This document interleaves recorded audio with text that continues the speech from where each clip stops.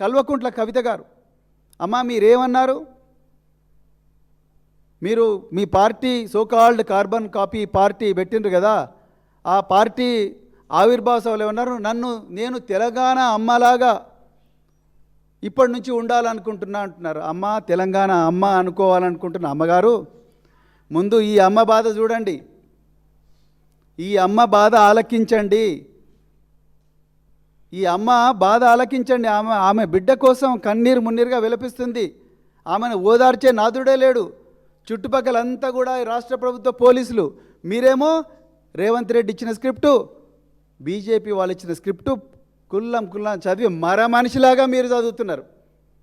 మళ్ళా మా తెలంగాణ తొలి ముఖ్యమంత్రి, తెలంగాణ పోరాట యోధుడు, తెలంగాణ బాపు నామధేయుడైన కేసీఆర్ గారిని మీరు మనిషి అంటున్నారు. నిజంగా మనిషి మీరు కవిత గారు.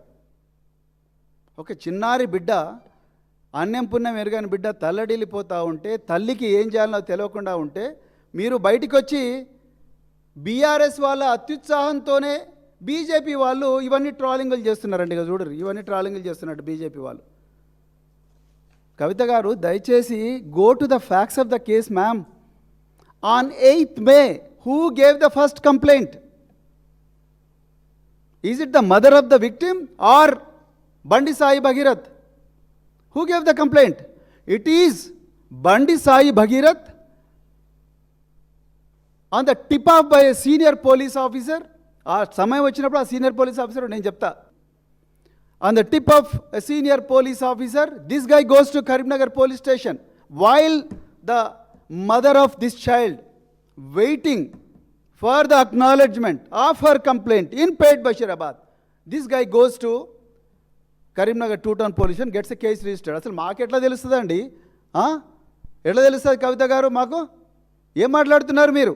మాకు ఎట్లా తెలుస్తుంది? బండి సాయి భగీరథ్ కరీంనగర్ టూ-టౌన్ పోలీస్ స్టేషన్కి పోయి, నేను ఈ అమ్మాయి అరుణాచలం పోయినాం, తిరుపతి పోయినాం, విజయవాడ కనకదుర్గమ్మ టెంపుల్ పోయినాం, మేము ఫ్యామిలీ ఫంక్షన్స్లో పోయినాం, అయినా కూడా ఈ అమ్మాయి నన్ను బ్లాక్మెయిల్ చేస్తూ ఉన్నది, 3 నెలల తర్వాత ఈమె ప్రవర్తనలో మార్పు వచ్చింది అని చెప్పి ఈ బండి సాయి భగీరథ్ కరీంనగర్ పోలీసుల కంప్లైంట్ ఇచ్చిన తర్వాత కదా ఈ బయటి ప్రపంచానికి తెలిసింది. అసలు ఈ బండి సాయి భగీరథ్ అనే ఈ తురుంఖాన్ను, ఈ సచ్చీలుని బెదిరించిన ఈ మహిళ ఎవర్రా బాబు, ఈ కుటుంబం ఎవరు, వీళ్ళకెన్ని గుండెలు ఉన్నాయి అని చెప్పి తెలంగాణ సమాజం ముక్కున వేలేసుకొని అప్పుడు కొంచెం తవ్వుతూ ఉంటే అప్పుడు పేట్ బషీరాబాద్ బయటకు వచ్చింది. ఒక్క మీడియా కూడా రాయలేదండి. మీడియా సమావేశంలో చెప్తున్నాను నేను.